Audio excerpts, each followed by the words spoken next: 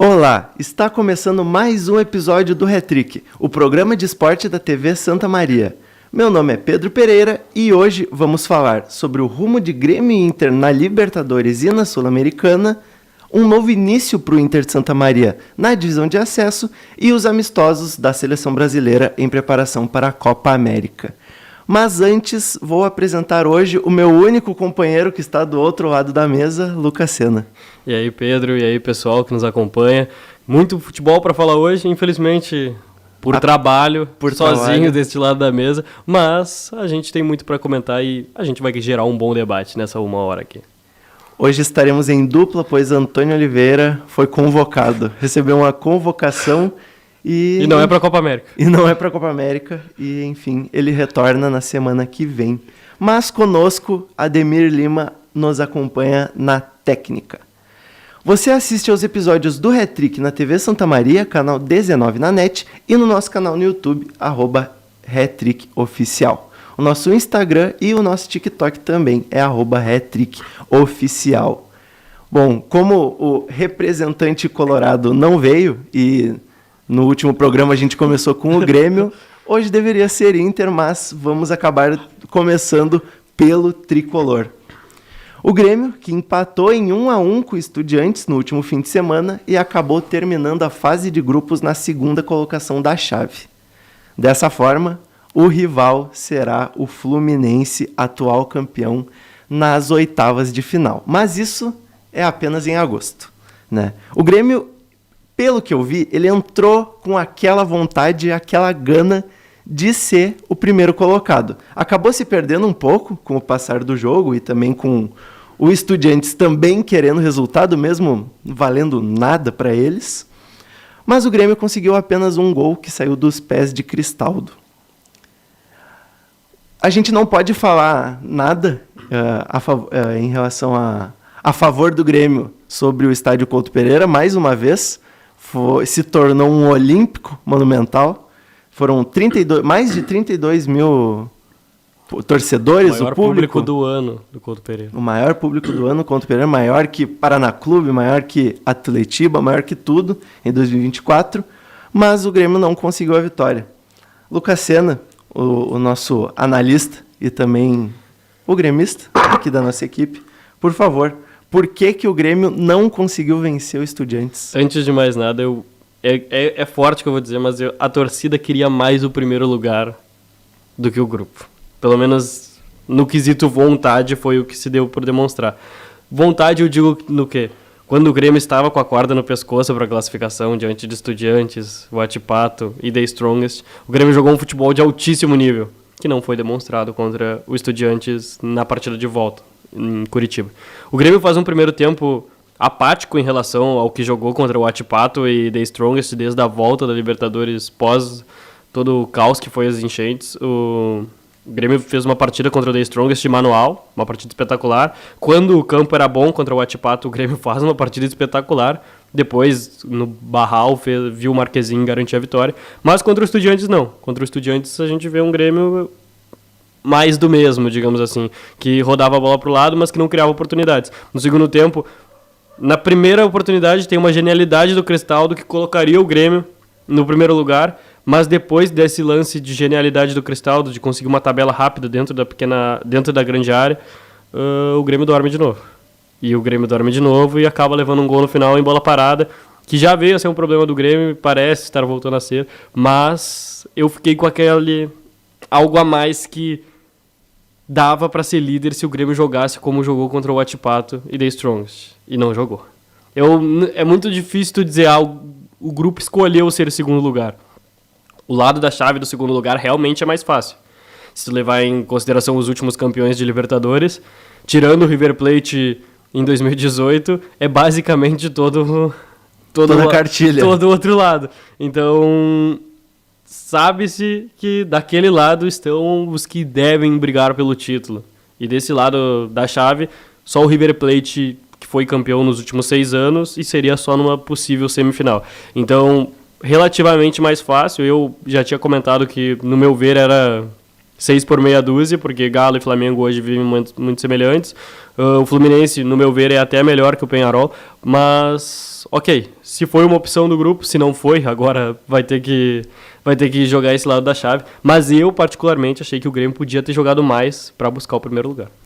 No final das contas, o apito final determinou e, enfim, o que conta é que o Grêmio acaba na segunda colocação. Vendo o Grêmio agora, depois de tudo que passou, eu imagino que o sentimento maior não chega a ser alívio, mas é um pouco mais que isso. Pode ser até felicidade mesmo. Teve muita gente que deu o Grêmio como eliminado. Muita gente. Enfim...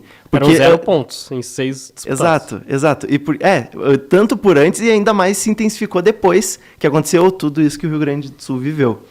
Mas, no final das contas, está classificado na segunda colocação. Tem que lembrar que até os 30 do segundo tempo, em La Plata, o Grêmio tinha 0 pontos na competição e jogava com Estudiantes com um jogador a menos. Então, assim, o Grêmio se viu muito eliminado da Libertadores. Acabou que passou em segundo. Poderia ter passado em primeiro, é claro. Mas esse segundo lugar já não vem de tão mau grado se a gente olha para o passado. O Grêmio perdeu o Protipato na Arena numa partida ridícula. O Grêmio não acertou nenhuma finalização e a que acertou, o Cristal estava deitado dentro do gol. Que lance bizarro. Jogou com Estudiantes por praticamente todo o segundo tempo sem o seu principal jogador no quesito técnico, que é o Vila Sante. E, mesmo assim, conseguiu buscar a vitória com um jogador a menos. Sobreviveu quando parecia morto. E contra The Strongest, no Couto Pereira, para mim, é a melhor exibição da Libertadores do Grêmio, óbvio. Faz 4 gols, mas podia ter feito mais. Foi dominante demais. Contra o Huachipato, uma noite de Libertadores. Faltou contra Estudiantes, mas tá tudo bem. Diante do contexto, vale a pena o segundo lugar. Cara, o que será que seria do Grêmio sem aquela vitória contra o Estudiantes antes de toda a chuva acontecer? Como será que ele estaria agora? Tu acha que essa vitória... Eu sei que é uma goleada, mas eu imagino que a vitória contra o Estudiantes por 1-0, lá com o gol dos jovens, foi bem mais impactante, assim, né? É a que vai ser lembrada, dependendo também do que o Grêmio fizer. Falando tanto em pontos quanto em, sei lá, no quesito animativo do grupo, sei lá, no lugar... No espírito, no psicológico, enfim, tanto quanto na matemática, o Grêmio não classificaria se não vencesse o Estudiantes. Na matemática, o Grêmio teria 8 pontos, que não seria o suficiente, caso... claro, a depender dos critérios de desempate. Mas... no quesito anímico, psicológico, se o Grêmio não vence os Estudiantes em La Plata, mudava completamente, porque o Grêmio ia ter 1 ponto em 9 disputados, ia ter que vencer esses 3 últimos jogos, com uma pressão maior ainda da que já tinha.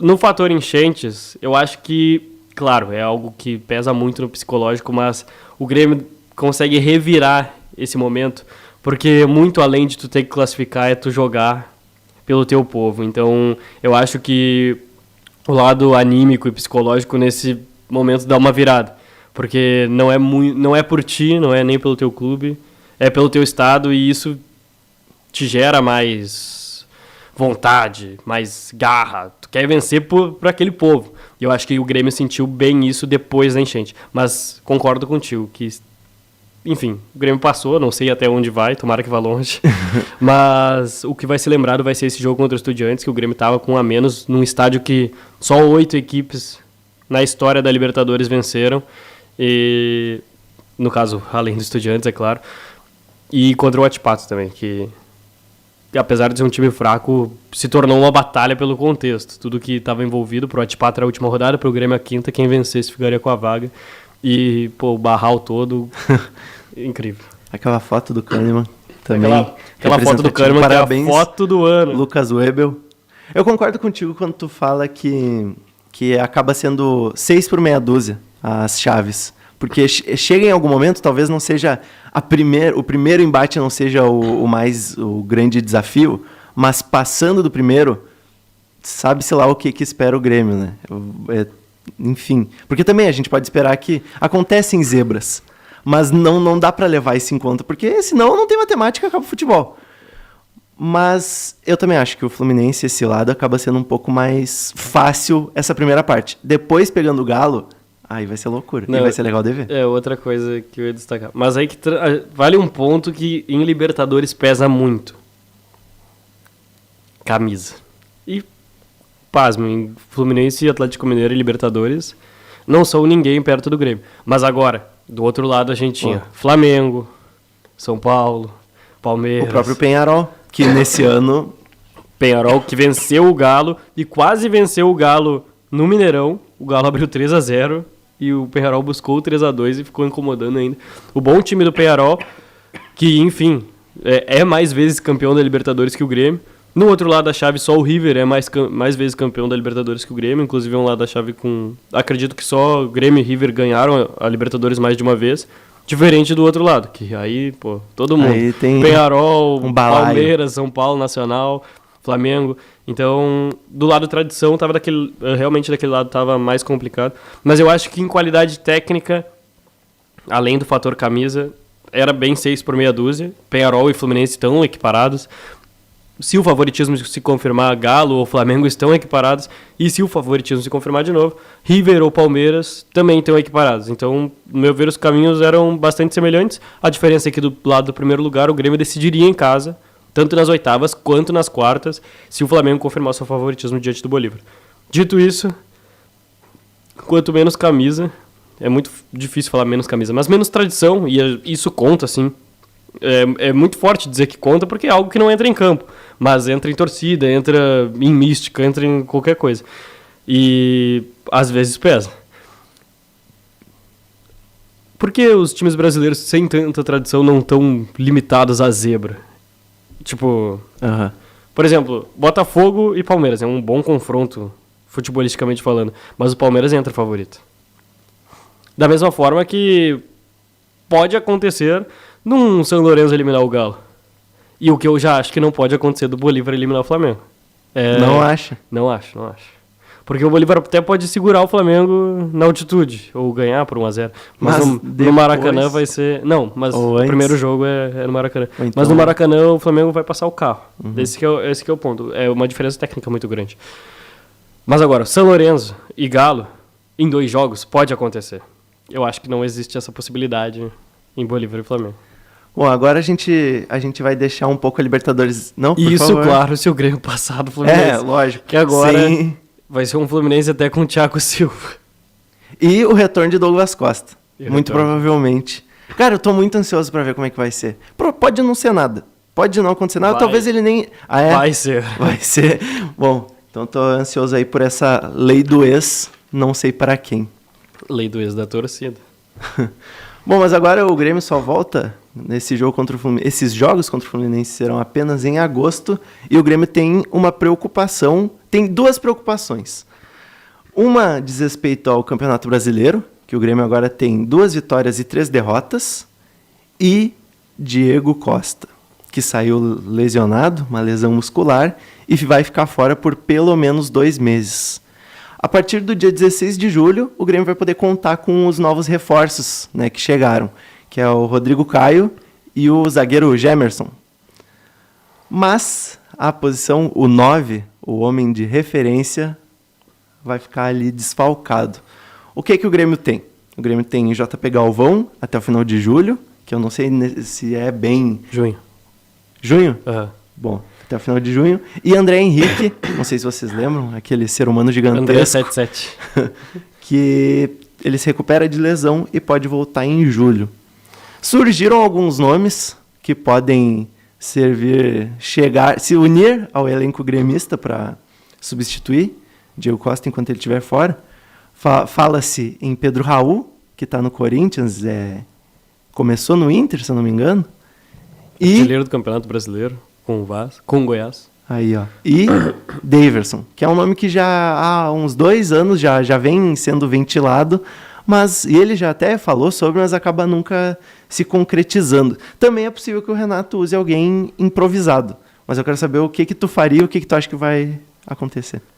Eu acho que o Grêmio tem que ir para o mercado, para essa posição de centroavante, muito porque já é uma carência de longo prazo. Já não havia um reserva para o Luis Soares ano passado. O Grêmio repõe Luis Soares com o Diego Costa, mas segue sem esse reserva para o Diego Costa. Foi até questionado o presidente Alberto Guerra em coletivo e ele disse: acho que fomos muito bem no mercado, trouxemos o Diego Costa, mas quem é o reserva? E o Diego Costa, nos últimos clubes dele, ele era uma reposição. Ele não era a principal peça do ataque, que nem ele é no Grêmio. No Botafogo, no Galo, no Wolverhampton. Ele não chegava com esse nome, ele chegava mais pra... ele chegava pra compor elenco, um grupo que tinha... E sair com um título ali, aqui. Que tinha um atacante melhor, como foi com o Hulk, como foi com o Tiquinho Soares. Enfim, ele era uma reposição. Agora não, agora ele é a peça principal. A gente sabia desse fator físico que ele poderia não aguentar, ele já é um cara que não fazia a mesma quantidade de jogos numa temporada já há um bom tempo, e o Grêmio não tem um reserva. Tinha no André Henrique uma aposta, mas que está lesionado, e tem que ver que a janela só abre dia 15 de julho, certo? 16 de julho já dá. Pois então, até lá o Grêmio não tem muita alternativa. Mesmo que contrate alguém, vai ter que jogar improvisado. E se não me engano, até lá são 7 jogos de Campeonato Brasileiro, o que é uma quantidade bem considerável, visto que o Grêmio já jogou 5, seria quase o primeiro turno inteiro, seriam 12 rodadas, 1/3 do campeonato, que o Grêmio vai ter que jogar sem centroavante. Então, no meu ver, a melhor coisa que se dá para fazer é improvisar, seja jogar com um falso 9, com o Cristaldo fazendo essa função e jogando com 3 volantes e 2 pontos abertos, ou até trazendo um ponta veloz para tentar fazer essa função de 9, porque a função que o Grêmio mais tem são pontas hoje. Claro, vai perder o Soteldo para a Copa América, mas tem Gustavinho, tem Nathan Fernandes, tem Pavon, tem Galdino. Então, opções não vão faltar para essas posições. Talvez improvisar um ponta até seja uma das soluções. E quem sabe, caso seja o caso de pôr o Cristaldo como esse falso 9 e jogar com 3 volantes. Tá certo que o Vidiaçante também vai estar fora, mas tem opções de sobra volância, tem PP, Arbádio, Dodi, Ronald, Edenilson. Edenilson até acredito que ele vai usar mais de ponta e isso é preocupante, mas opções não faltam para fazer essas funções. O que vai faltar é o centroavante. Então o Grêmio vai ter que improvisar um ponta ou jogar de falso 9 com o Cristaldo fazendo essa função. Porque até dia 16 de julho, mesmo que contrate Pedro Raul ou Daverson, não vai poder jogar. Mas o que tu acha desses nomes? O Pedro Raul, ele é um jogador que teve destaque no Goiás, mas depois foi pro Vasco, acabou escanteado, né? Não rendeu o tanto que era esperado. Foi mandado pro México, depois voltou e agora está no Corinthians. O Daverson, ele marcou o gol da falha de Andréas Pereira, garantiu o título da Libertadores pro Palmeiras, mas também não viveu grande fase depois e foi pro Cuiabá, foi deixado de castigo. Aí o Cuiabá viu que precisava dele, falou que vai voltar, mas não tem laços, né, a não ser contratuais com o Cuiabá. Qual desses dois te encanta mais? O que tu acha deles? O Daverson é um grande personagem, né? Ele, além de ser um bom centroavante, claro, teve carreira na Europa, passou pelo Palmeiras, um grande clube de futebol brasileiro, foi campeão da Libertadores, fazendo gol na final. Então, querendo ou não, é um cara que, digamos que tem uma capacidade de decisão melhor do que a do Pedro Raul. Mas o Pedro Raul também já foi um bom centroavante. Não dizendo que ele não foi um bom centroavante hoje, mas ele não passa por um bom momento. Já foi muito melhor, com certeza. Claro, no ano que o Botafogo é rebaixado com a pior defesa do campeonato, ele e o Matheus Babi são os 2 artilheiros do Botafogo e quase artilheiros do campeonato. Cada um dos dois faz 12 gols. O Matheus Babi vai para o Atlético Paranaense e o Pedro Raul vai para o Goiás. E daí o Pedro Raul tem um grande ano. Salva o Goiás do rebaixamento, quase artilheiro do Campeonato Brasileiro. É uma peça fundamental. Não à toa vendido para a SAF do Vasco por muito dinheiro. E aí sim, quando colocaram muita expectativa em cima dele, ele não rendeu. Foi para o Toluca do México, teve uma passagem razoável, resolveu voltar ao Brasil e agora está escanteado para o Yuri Alberto. Então, cara, o Pedro Raul é um jogador que tem mais valor de mercado que o Daverson. Talvez por esse fator eu até preferisse ele. Mas o Grêmio, na ausência do Diego Costa, seria muito bom ter um jogador que fosse não vou dizer que é unanimidade, mas um jogador que tivesse mais esse poder de decisão e que tivesse essa bagagem na carreira. Eu acho que o Daverson tem a mais que o Pedro Raul. Nesse momento, é o que o Grêmio precisa. Se o Daverson realmente chegar, ele não vai conseguir jogar o Grenal do primeiro turno do Brasileirão. Agora, seria muito legal ver ele jogando o próximo Grenal. Ainda mais que o clima já vai estar mais leve aqui no Rio Grande do Sul. Vai dar para aproveitar 100% do espetáculo. Leve até por aí, né? Leve no estado. O Grenal segue pegando fogo. Os próximos jogos do Grêmio. Grêmio e Flamengo na quinta-feira, 8 da noite, no Maracanã. E Grêmio e Botafogo no domingo, dia 16, 6h30 da tarde, no estádio Kleber Andrade, no Espírito Santo, também pelo Brasileirão. O Flamengo vai ter alguns desfalques chave, algumas peças chaves ali. O chileno Eric Pulgar e os uruguaios Varela, Vinha, De La Cruz e Arrascaeta estarão com suas respectivas seleções se preparando para a Copa América. Para o Grêmio, o Soteldo, assim como o Vila Sante, que já havia sido desfalque, o Soteldo será baixa. O que tu espera desses jogos? Que o Grêmio está numa situação que ele tem que começar a vencer, tem que começar a mandar essa bola para o fundo da rede. Mas são dois adversários que não são pouca coisa também. Eu espero que o Grêmio consiga pelo menos 2 pontos nesses jogos. Tu espera pelo menos os 2 empates. Pelo menos. Eu torço para que o Grêmio vença, é claro, mas tem que entender da dificuldade. O Grêmio... o Flamengo vai estar muito desfalcado, mas o Grêmio tem, de talvez suas 5 principais peças, não vai estar com 3. Diego Costa, Soteldo, Vidia Sante. Então, o Grêmio também vai estar muito desfalcado. Vai ter que testar um novo esquema diante de um Flamengo que é muito forte, que tem todo esse tabu.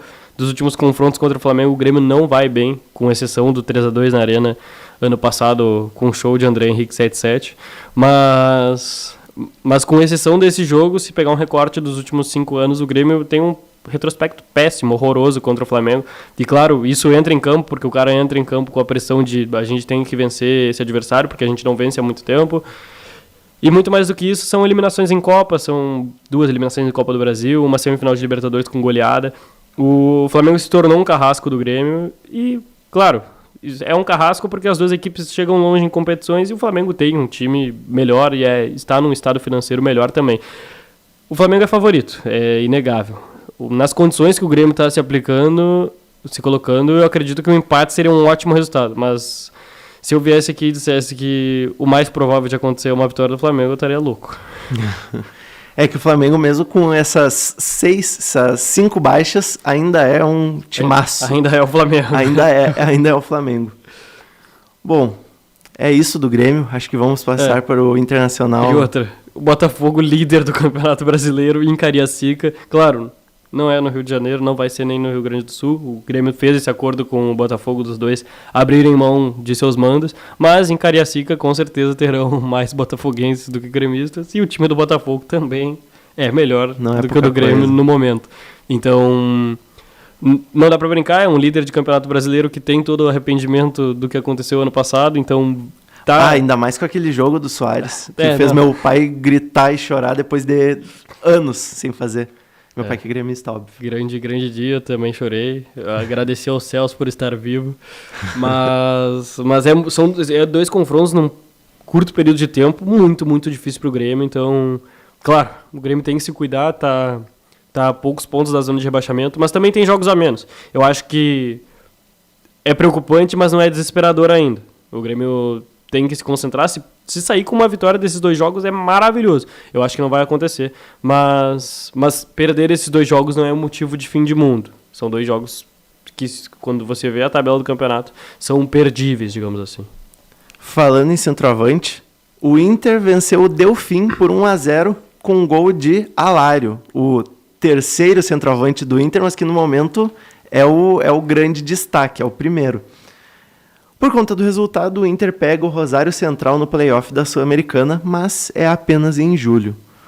O jogo, além da vitória do Inter e de ter garantido a classificação ao play-off, ficou marcado por seu retorno do Colorado ao Rio Grande do Sul. O jogo aconteceu no Alfredo Jaconi, foi a primeira partida do Inter no Rio Grande do Sul, depois de toda essa questão das chuvas, e terminou a favor do Colorado. E aí, Lucas? Gol do Alário. É um cara que faz gols e gols feios, se eu pudesse, se me permitir. Mas gol é gol, é a mesma coisa. O resultado está ali, os pontos estão ali e está classificado. Mas o Inter sofreu mais do que devia sofrer. Ah, isso, E cara, fez o torcedor sofrer mais do que merecia o sofrer. Inter vem sofrendo mais do que deveria. E isso tudo faz parte do show. Pra mim, que sou, como é que fala, neutro, e gosto de... Enfim, torço para que os clubes do Rio Grande do Sul avancem, mas também eu acho um pouco engraçado quando essas coisas acontecem. E pros gremistas que, enfim, secam. Pro torcedor colorado é complicado, cara. O final foi feliz, dentro do possível, é um segundo lugar que vai fazer o Inter jogar um playoff contra um bom time do Rosário Central, de Hamilton Campas, El Bicho Campas. Foi a maior contratação do Grêmio, né? A maior contratação do Grêmio. Já foi superado, mas já na foi. época era a maior contratação do Grêmio. Fez um ótimo campeonato argentino pelo Rosário Central ano passado. Foi cogitada a volta pro Grêmio, acredito. Ele chegou a ser anunciado e aí uns dias depois voltou e tá tudo aconteceu. bem. Enfim, é um dos principais jogadores do Rosário Central, mas o Inter que tem uma chave difícil. Mas, enfim, falando de segundo lugar, o Inter conseguiu, com o gol do Alário, sofreu mais do que devia. O Delfim era um time muito fraco em relação ao Inter. A gente vê um jogo que depois do gol do Inter, que o Delfim tem que se propor a ir ao ataque. O time do Delfim não funciona. Ele não consegue oferecer perigo. Chega a ser constrangedor de tão ruim, eu falo. Chega a ser... É triste assim... É um saco ver o Inter jogar contra esses times piores, porque o Inter parece que fica meio em choque ali. O Kudê ele não sabe muito bem como lidar com um time tão pior. Mas os rivais são tão piores que acaba sendo constrangedor de ver jogando. Porque tu não consegue entender como é que não tá funcionando. Tu vê os nomes que o Inter tem e tu não consegue entender, cara. Não. E Desabafei aqui em nome do Antônio Oliveira. Quando sai o gol do Inter, o Delfim tenta atacar, mas não consegue. Não consegue mal trocar passes para chegar no campo ofensivo. Se não me engano, em uma bola parada oferece perigo ao gol do goleiro Fabrício, mas só também. E foi isso. O tempo foi correndo e o Delfim não conseguiu oferecer perigo ao gol do Inter, que, claro, com empate classificaria o Delfim, com a vitória classificou o Inter. A missão está cumprida da classificação. O segundo lugar não agrada tanto, porque põe mais uma data no calendário ainda em Copa América e a depender, né? Talvez tenha a Ener já, dependendo de eliminações, talvez tenha Borré, acredito que não, porque a Colômbia deve ser uma seleção que vá mais longe, mas adicionou uma data no calendário que não precisava, diante de um calendário que está tão cheio para a dupla Grenal. Falando de chave, o Inter tem uma chave um pouco complexa, né? Se não me engano, a passar de Rosário Central pega Red Bull Bragantino, certo? Acredito que sim. Acho que é. E depois seria mais um confronto brasileiro se o favoritismo se confirmar, se não me engano, Atlético Paranaense, ou nas quartas ou na semifinal. Então... Também é um confronto que traz memórias. Memórias e, no meu ver, na minha interpretação, cara, caiu no lado mais difícil da chave da Copa Sul-Americana. Então, claro, não tinha muito como escolher, classificar era a primeira opção. Não deu para classificar em primeiro por causa do jogo contra o Belgrano, mal escolhido pela diretoria do Inter em São Paulo. Mas dentro do possível tá cumprida a missão e agora é focar nesse jogo diante do Rosário Central, que não é brincadeira, é melhor que todos os times que o Inter enfrentou na fase de grupos. Cara, é óbvio que quando tu vai jogar com o teu time, tu quer que os melhores jogadores estejam à disposição, principalmente quando tu for enfrentar rivais mais difíceis. Mas eu acho que é legal a gente ver como a ida do Ener Valencia, do Borré, para suas seleções, está resolvendo temporariamente uma questão ali, um problema do elenco do Inter. Né? O Alário, ele tá marcando gols, ele tem 5 gols nesse ano e realmente não é muita coisa, mas são gols importantes. Esse gol contra o Delfim classifica, contra o Tomayapo, claro, era um jogo em teoria resolvido, mas que o Inter precisava somar gols para ter vantagem no empate contra o Delfim. Tem um gol em Grenal, são gols importantes. E é sempre entrando depois. E a outra questão do Alan Patrick, porque a gente já comentou que é legal pro Kudê botar o Alan Patrick ali de segundo atacante, acompanhando o centroavante ali mais de perto. Mas dá pra ver que o Kudê ele fica meio confuso. Ele sabe que dá certo, mas como é que tu vai ter 2 centroavantes referência ali e vai deixar um deles no banco? E vai botar o Alan Patrick pra trás? É uma complicação positiva, mas não deixa de ser uma complicação. Com esses 2 jogadores na Copa América, isso acaba sendo resolvido naturalmente. Quando voltar, o problema é do Kudê, mas ele vai ter que resolver isso aí, porque ele vai ter que fazer dar certo. Em 2024, o Inter perdeu apenas 3 partidas e, entre os 20 times da Série A, tem o segundo melhor aproveitamento. Mas os colorados não deixam o Kudê descansar. Que loucura isso, cara. Porque, assim, ó, lendo aqui, vendo os números, eu consigo compreender. Mas, acompanhando e vendo os jogos... A estatística dá uma mentira. A estatística dá uma mentira. Porque não é choro de colorado reclamar do Kudê.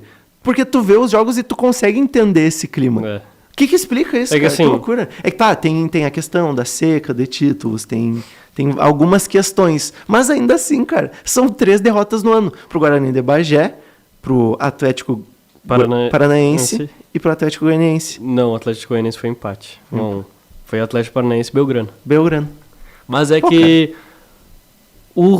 estatisticamente no sentido de que o Inter monta um dos melhores elencos do país, o presidente vai em coletiva e diz que vai ganhar o Gauchão, que é um título que não ganha... Desde 2016. 17 há foi no Hamburgo e depois... Há 8 anos. Então... O presidente monta um timaço, diz que vai vencer o Gauchão e cai numa semifinal, nos pênaltis pro Juventude, mesmo sem perder nenhum jogo. Perdeu pro Guarani de Bagé na fase de grupos. Mas, enfim, mesmo sem perder nenhum dos jogos da semifinal, cai para um Juventude muito inferior tecnicamente, na cavadinha do Robert Renan, que deixa tudo um pouco mais engraçado. Mas, enfim, já é um abalo pro torcedor. Eram 7 anos sem título, são 8. E vendo o seu rival empilhar estaduais. Vai para a Sul-Americana, cai num grupo muito fácil. A gente veio aqui, quando saiu o sorteio, debateu e disse... 18 pontos. Gente, 18 pontos. O Inter não pode perder ponto nesse grupo aqui. O Inter passou em segundo, com 9. Na última rodada. É que teve toda a questão, mas enfim, no último jogo. No último jogo. Então, é notória essa insatisfação pelo que o time está demonstrando. Talvez dentro de campo não, porque eu acho que o Inter, até a expulsão do Maurício, faz um bom jogo contra a Juventude. Tomou um gol de cabeça, que, ok, o gol de bola parada. Essa expulsão do Maurício foi lamentável, cara. Voltando aqui alguns meses, isso aí foi lamentável. E olha, mérito do Nenê. Mas enfim, depois, até a expulsão do Maurício, o Inter faz um jogo muito, muito bom, honesto, contra o Juventude. Tava pegado. Depois disso, o time decai, não só decai ali, decai na temporada.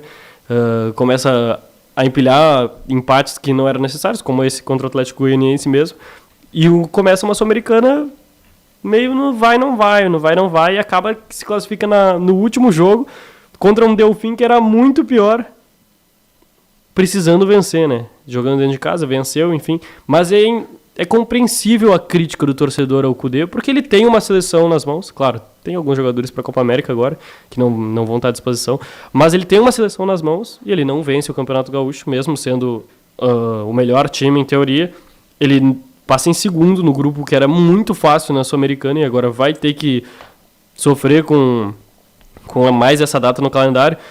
Deixa alguns pontos para trás no Campeonato Brasileiro. Eu acho que esse não seja o problema. O Inter até faz um bom Campeonato Brasileiro dentro das condições que tem. Mas o torcedor tem por que reclamar. Porque nas taças que estavam mais fáceis, o Kudê deu uma deixada de escapar. Não só o Kudê, o Inter, né? No geral. Eu não digo deixar escapar porque, claro, mata-mata pode ser campeão da Sul-Americana passando em segundo. Pode. Mas era melhor ser primeiro. Então, dito tudo isso, tu é amigo do vulgo gordo do Jacone. Tu tá do lado do... Ah, cara, isso aí é fiasco também. O gremista que não tá do lado do gordo do Jacone tá errado. Cara, o Kudê, ele já tinha reclamado aquela vez que ele tem que ter a torcida apoiando e tal. Cara, mas fazer o que ele fez com... Ele reclamou depois de um Inter 1, Atlético Goianiense 1 dentro do Beira-Rio. É bom lembrar o cenário. E também ele nem estava sendo cobrado o tanto que um resultado desses merecia, digamos assim. Ele estava sendo cobrado por um setor ali que realmente é o mais chato do Beira-Rio. Cara, eu vou até conferir quantos pontos o Atlético Goianiense tem no Campeonato Brasileiro. Por favor. Enquanto eu falo do gordo do Jacone, porque, cara, que horas pegar um torcedor e tirar ele assim. Não existe isso. Bom, no fim virou matéria, deu toda uma polêmica e o cara, no fim deu tudo certo. E ele vai ser cobrado ainda, o Kudê. Cara, até ele ganhar um título, e mesmo quando ganhar, ele vai ser cobrado. Por tudo isso que tu falou. Por essas estatísticas que acabam camuflando um pouco e por toda essa questão dos anos sem título. Concordo perfeitamente. Mas, no meu ver, o treinador não tem que cobrar da torcida em hipótese alguma. Não, o treinador não tem que cobrar. Não. A torcida que vai Sim, cobrar ele. a torcida que vai cobrar. Ele tá sendo pago pra fazer o trabalho dele. Ele tem uma seleção nas mãos dele. E ele já fez um trabalho melhor com o Inter do que faz no momento. Inclusive ano passado, né? Não precisa ser... Cara, ele salvou... Assim, o Inter não ganhou nada, mas ele salvou o ano do Inter depois que o Mano Menezes saiu. Salvou o ano do Inter ano passado, conseguiu encontrar um time que ainda não é a melhor versão do Inter, porque no meu ver, a que quase foi campeã brasileira com o Kudê, depois ele larga a barca, o Abel Braga assume, enfim. Mas era o melhor time do Kudê, que pressionava alto, que conseguia margem de gols dentro dos jogos e depois conseguia... relaxar dentro da partida. Era um estilo muito particular de jogar, que o Inter perdeu com o tempo, claro. Tem jogadores mais velhos na frente, como o Patrick hoje, mas o Inter do ano passado não parece o Inter desse ano. E daí eu não sei se é parte psicológica, porque é muita decepção em sequência. O Inter era praticamente finalista da Libertadores, jogando dentro de casa, e toma 2 gols no intervalo de 10 minutos. Então... É algo que não é comum. Depois, o que acontece no Gauchão, talvez seja uma sequência de abalos psicológicos que façam com que o grupo duvide até de si mesmo, mas é algo que a gente não tem a capacidade de dizer. Mas algo acontece que o Kudê ainda não consegue tirar o máximo desse time. Porque a gente sabe que no papel esse time pode entregar muito mais do que ele entrega, e por isso que o torcedor cobra. Mas é que tem uma questão também que o Kudê ele teve poucas oportunidades de jogar com todo o grupo, com todos os 11 que ele queria. Porque ele foi jogar agora há pouco, com o Ener Valencia e se não me engano, contra o Belgrano. Aí, ó. Mas... foi na volta agora. E foi quanto? 2 partidas que eles puderam jogar junto. Sim. Óbvio que com o elenco que tem que ganhar. Porque, enfim, tem reposições boas. Mas tem que levar isso em conta também. Que o elenco ali, vou jogar com... Não é bem assim que está sendo na prática. Por tudo que aconteceu, enfim. Eu fui ver os pontos do Atlético Goianiense. Está na zona de rebaixamento, com 8 partidas disputadas, 5 pontos. O primeiro deles foi contra o Internacional, nesse dia que o Kudê... deu o pito no torcedor. O segundo foi numa vitória contra o Vitória, que é o lanterna do Campeonato Brasileiro, não venceu nenhuma partida ainda. E o terceiro foi ontem à noite, o 5º ponto, né? O empate contra o Corinthians, que estava com um jogador a menos, que também o Corinthians está numa draga danada. Então, sim, tá... os pontos do Atlético Goianiense são um tanto quanto questionáveis. Com vários problemas. O Inter agora, pelo Brasileirão, ele joga contra o São Paulo na quinta-feira, 8 da noite, no estádio Heriberto Rilse, em Criciúma. E depois, no domingo, às 4 da tarde, no Barradão contra o Vitória. Vitória do técnico Thiago Carpini, que comandou Juventude ano passado e saiu, né? A gente sabe toda a história. Enfim. Cara, são jogos bons para pontuar, são bons. Para pontuar. Eu não digo 6 pontos, mas assim, uns 4 eu acho que é meio obrigação. Eu acho. O São Paulo ele também vai ter jogadores convocados para seleções. Eu não tenho aqui anotado, mas eu vi que pelo menos uns 4 ou 5 vão ser... e tem alguns jogadores que têm ali sua presença no elenco. Tem que pontuar. Tem que pontuar. Eu acho que o São Paulo ainda assim é um bom time. No meu ver, é um dos melhores times do país no momento. O trabalho que o Zubeldia faz é espetacular. Talvez no quesito trabalho seja o grande trabalho do ano, assim, de um treinador que consegue acertar o time. Porque o São Paulo não se encontrava com o Carpini, o Zubeldia assume e o time se encaixa perfeitamente. Então, é um jogo difícil para o Inter, no quesito que é um time que é bem treinado. E contra o Vitória tem que vencer. É o time que não ganhou uma partida no Campeonato Brasileiro ainda, são 2 empates apenas. Então, é obrigação de vencer. E, inclusive, ontem à noite contra o Juventude, mas enfim... Mas é a cara do Inter, né? É a cara do Inter também, ir pra lá e tomar um gol do Wagner Leonardo de cabeça e perder o jogo por 1-0. Mas enfim, tem que vencer o jogo contra a Vitória. Contra o São Paulo acho mais difícil. É um time bem competitivo do São Paulo, então... Mas acho que dá pra dar uns 4 pontos nessa Dá pra fazer semana. 6, mas eu acho que faz uns 4. Beleza. Bom, vamos passar pro Inter de Santa Maria então, voltar um pouco pro local, né? Porque o Inter de Santa Maria... Da última vez que conversamos com o nosso telespectador, teve 2 jogos. Uma vitória ali de virada nos acréscimos, com 2 gols de David Batista, a gente viu do campo.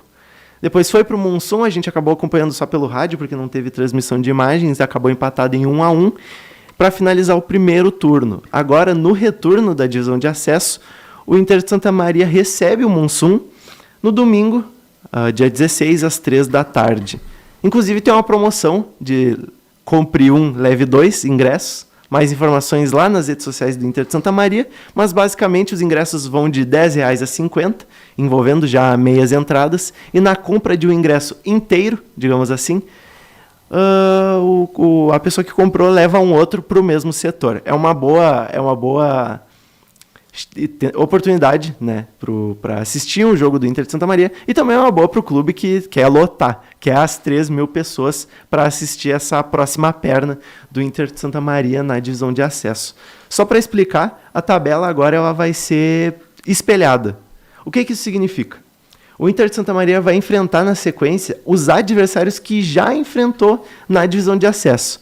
Por exemplo, a estreia foi contra o Pelotas na Boca do Lobo, agora o último jogo antes do início do mata-mata vai ser contra o Pelotas, mas no estádio Presidente Vargas. Como o último jogo foi contra o Mussum, o primeiro vai ser contra o Mussum, mas o mando de campo é invertido. Com o resultado do 1-1, o Inter de Santa Maria ele se manteve na vice-liderança da chave com 11 pontos, mas ele está ali acompanhado por Pelotas e Lajeadense, que também tem 11 pontos, mas tem menos gols assinalados. Se não me engano, o Lajeadense, é isso que difere. E o Pelotas, o saldo de gols é melhor, o do Inter de Santa Maria. O autor do gol, talvez improvável, a gente não falaria, David Cunha, né, que é um volante, tem um papel bem defensivo. Ele que marcou o gol a favor do Inter de Santa Maria. E o Léo Bahia, que agora é o artilheiro, igualou para o Mussum e confirmou o 1-1.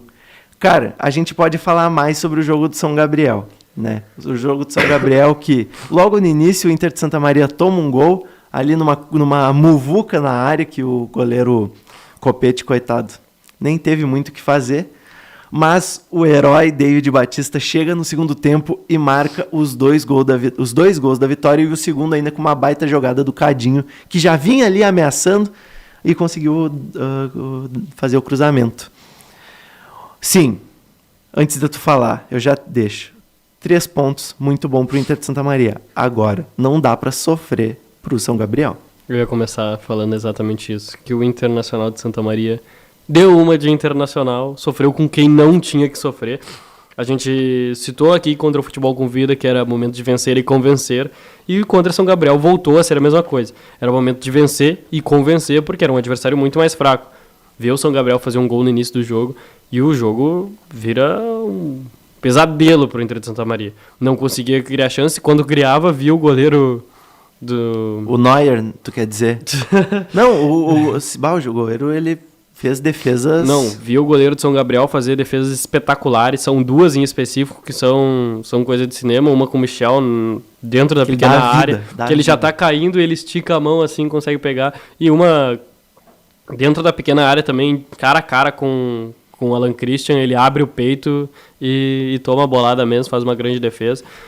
Mas depois acabou, no final do segundo tempo, sendo suscetível aos 2 gols do Inter de Santa Maria, que conseguiu uma boa vitória, mas, repito, não era para sofrer o que sofreu diante do São Gabriel, uma equipe muito melhor. Mas, no fim, contam os 3 pontos, se vencer todos os jogos de 1-0 é campeão da Libertadores. Então, é isso. Se ganhar todos de 1-0 vai subir, e no fim é isso que importa, mas a equipe, enfim, não convenceu jogando diante de um adversário muito mais fraco. Contra o Monson, que era um adversário muito mais forte, é muito complicado de dizer, é um nível... Não, mas é mais nível forte. Muito semelhante. Perfeito. É semelhante, mas tem se mostrado, não tá tendo esses deslizes que o Inter de Santa Maria tá tendo. É uma equipe mais constante que o Inter de Santa Maria, só havia empatado um jogo até aqui, de resto eram só vitórias, então era uma equipe que tava a se desafiar. O Inter de Santa Maria consegue um gol com o David Cunha, depois tem uma expulsão e acaba cedendo um empate, mas o empate fora de casa contra o Monson não é um mau resultado. A gente já havia falado aqui que jogar lá contra o Monson seria talvez um desafio, porque o Monson, mesmo sem torcida, é forte dentro de casa, talvez até por esse fator, a gente não sabe explicar. E tem no Léo Bahia um grande destaque, porque não é a primeira vez que ele marca um gol na divisão de acesso, ele já havia ido bem ano passado e está desempenhando muito bem. Talvez o Monson consiga essa classificação para a Série A, que bateu na trave ano passado. caiu nos pênaltis pro Pelotas, mas tá.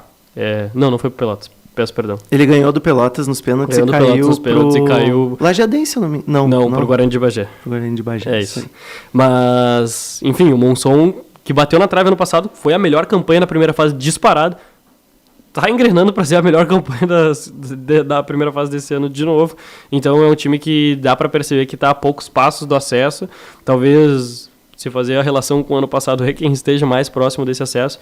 Claro que do outro lado da chave a gente tem Passo Fundo e o Glória de Vacaria, que também despontaram muito bem, mas o Monson mostra essa força no que eu acredito que seja o grupo mais forte da divisão de acesso, sendo o líder isolado do grupo B. O futebol é lúdico. Dito isso, eu fiquei muito emocionado com a vitória por 2-1. Eu consigo entender que tinha que ter sido mais, que a pegada tinha que ter sido diferente. Consigo entender também, os 3 pontos estão ali, mas eu fiquei emocionado. O estádio Presidente Vargas foi a loucura. Teve bebida voando, teve pirueta do David Batista. O cara é um showman. Bom, mas o jogo contra o São Gabriel foi a estreia do Matheus Santana pelo Inter de Santa Maria. Ele acaba entrando no segundo tempo ali, na volta do intervalo mesmo. E, cara, ele faz a diferença. Ele mudou o jogo. Ele mudou o jogo. Até ali, óbvio que o nome do jogo acabou sendo David Batista, por merecimento, marcou 2 gols. Mas o Matheus Santana, quando entra, ele faz... parece que é só ele que está segurando ali o piano no meio-campo. Pelo cansaço dos jogadores, pelo clima que estava, mas ele entra e faz a diferença. A questão é, o Inter de Santa Maria não vai contar com ele no próximo jogo, porque ele foi expulso contra o Monson em uma jogada. Ele recebeu 2 cartões amarelos, se não me engano, e ele será desfalque. O Márcio Goiano está suspenso, recebeu o 3º cartão amarelo, e também o técnico Daniel Franco não contará com ele. A gente sabe que no lugar do Márcio Goiano tem ali o Alan Baldi para fazer a função, já até tinha sido titular por conta de um desgaste do Márcio Goiano contra o próprio São Gabriel, mas a questão fica ali no meio de campo. A gente sabe que o Inter de Santa Maria tem vários volantes. Tem um meia, né, que é o Jean Roberto, que vem desempenhando... Foi banco, inclusive, contra o Monson. Que foi banco contra o Monson e vem desempenhando um pouco abaixo. O Fabrício Luz acaba fazendo também a função ali um pouco mais ofensiva. A gente teve a estreia do Leilon, né? Cara, é uma questão a se analisar no jogo desse fim de semana. Tu arrisca um substituto não, né? Porque o Matheus Santana era o substituto. Mas alguém para ir no lugar dele, como já vinha sendo antes? Tudo depende de como vai ser escalado esse time, né? Porque se ele jogar com, digamos, 3 meias, 2 abertos e um centroavante, vai depender se vão ser 3 volantes e 1 meia, ou 2 volantes e 2 volantes e 1 meia, ou enfim... Tudo depende de como ele vai escalar. Se o Jean Roberto for escalado, que eu acho que deve ser o que vai acontecer, vai ser a mesma escalação com o Jean Roberto e o Fabrício Luso vai ser recuado. Mesmíssima coisa que a gente viu contra o Monson. E aí 2 no ataque. Sim, 2 no ataque. Eu acho que esse é o melhor elenco, assim, é o melhor... Eu acho que, pelo que a gente está vendo do Daniel Franco, vai ser mais ou menos isso. Eu não espero grandes surpresas, tendo em conta que é o jogo mais difícil até agora. E vale muito para o InterSM, porque vale ter a expectativa de alcançar o Monson em pontos. Tá certo, o Monson tem um jogo atrasado contra o Aimoré. Se não é disputado hoje, é na próxima quarta, porque os jogos do Aimoré vão ser disputados no meio da semana. Não sei se o Aimoré joga contra o Monson ou contra o Pelotas hoje, nessa quarta-feira, mas vai ser nesse esquema. E eu acredito que seja o mais provável. Ele vai trazer o Jean Roberto de volta para o time e recuar o Lusa para fazer a função que ele já fazia antes. Bom, vamos passar agora um pouquinho para a seleção brasileira. A gente já está chegando ao fim desse episódio. O Brasil bateu o México por 3-2 em um penúltimo amistoso antes da Copa América. O Brasil abriu 2-0 com Andrés Pereira e Gabriel Martinelli, mas sofreu um empate. Quem resolveu? O jovem Hendrick, de 15 anos, que entrou no segundo tempo pelo 3º jogo seguido e marcou o 3º gol pela seleção brasileira. Cara, isso daqui vai ser mais rápido, essa questão, porque a gente vai ter muito tempo ainda para abordar a seleção brasileira durante a Copa América. Por que ele não começa como titular? É uma questão parecida com a do Renato, que o Dorival Júnior prefere botar depois para resolver? Eu acho que o Dorival ele não quer queimar etapas com um garoto, né, um moleque muito jovem, que, no meu ver, não teria problemas queimar etapas. Eu ouvi uma frase muito boa de um jornalista, vou pedir desculpa por não lembrar o nome, mas que ele diz que não existe queimar etapas quando estamos tratando de um talento geracional. Ele é um talento geracional, então ele está pronto e ele se mostra muito maduro para ser o titular da seleção brasileira e para desempenhar essa função. Eu entendo o Dorival em não querer queimar etapas, porque ele realmente é muito jovem, tem menos de 18 anos, vai completar 18 anos agora para poder ir para o Real Madrid. Enfim, é muito, muito jovem. E ser o 9 titular da seleção brasileira é um peso que talvez ainda não lhe caiba, mas acredito que ele já tenha maturidade para lidar com isso, e por isso que o Dorival ainda não o testa, mas eu acho que durante a Copa América vai acabar caindo para ele. É isso que eu ia falar. Eu acho que não começar com ele nesses amistosos, eu acho que eu até apoio essa ideia. Deixa ele entrando depois, ele até quando vê resolve de novo, resolve pela 4ª vez seguida um jogo, e aí depois na Copa América eu apoio botar ele de titular, tem que botar mesmo, deixar ele jogar, deixar ele sentir. Rapidinho. Não sei se vai ser tocado, mas eu preciso dizer. 2 moleques que merecem atenção também, que foram os melhores contra o México. Savinho e Couto. Não fizeram gols. Os 2 moleques do Girona voaram em campo. Foram disparadamente os melhores, no meu ver. Claro, não fizeram gols. O Andrés Pereira também foi muito bem. O Hendrick tem todo o seu mérito. Mas Savinho e Couto. Vamos fazer uma comparação. Ó. Eu tenho anotado aqui. No jogo contra o México, o elenco do Brasil foi Alisson, Ian Couto, Éder Militão, Bremer e Gabriel Martinelli. Meu Deus. Guilherme Arana, me confundi. Douglas Luiz, Ederson e Andrés Pereira, Savinho, Gabriel Martinelli e Evanilson. No jogo contra os Estados Unidos, que acontece hoje, quarta-feira, às 8 da noite, nos Estados Unidos mesmo, né, o amistoso preparatório, o elenco deve ser Bento ou Rafael, né, o goleiro ali é a Bento, dúvida. Vai ser Bento. Eu também acho que vai ser o Bento, mas... Danilo, Marquinhos, Beraldo e Wendel, João Gomes, Bruno Guimarães e Paquetá, Rafinha, Vinícius Júnior e Rodrigo. O elenco que vai ser utilizado para a Copa América vai ser muito definido depois desse jogo, eu imagino, porque, enfim, tu vai conseguir ver os jogadores em ação. Mas o time de hoje é mais titular do que Sim, com o certeza. jogo contra o México. Tirando o goleiro, ou tu acha que o Bento tem chance de ser o titular? Não, tirando o goleiro. O Alisson vai ser o titular Alisson mesmo. vai ser titular. Bom. E mesmo o Ian Couto estando jogando muito, o Danilo é titular também. E a mesma coisa pro Savinho. O Savinho tá voando, mas o Rodrigo é titular. Eu acho que o que pode mudar nesse ataque é Rafinha, Vinícius Júnior e Rodrigo. Rafinha eu acho que não vai ser Ele titular. não vai ser titular também. E porque com a seleção brasileira ele não E não também rende. porque são 3 pontas, né? Exato. É que o Rodrigo ele acaba sendo mais versátil, mas ainda assim ele tem o seu destaque. Tomara que o Hendrick entre, cara. Eu acho que vai ser o trio do Real Madrid no ataque da seleção brasileira nessa Copa América. Bom, agora vamos finalizar. Eu gostaria que tu se despedisse, enfim. Cara, é muito bom te ouvir falando sobre futebol, viu? Muito obrigado pela parceria. Eu digo mesmo, meu cara. Espero semana que vem a gente conte com o Antônio, que também é uma baita peça pro Hat-Trick funcionar.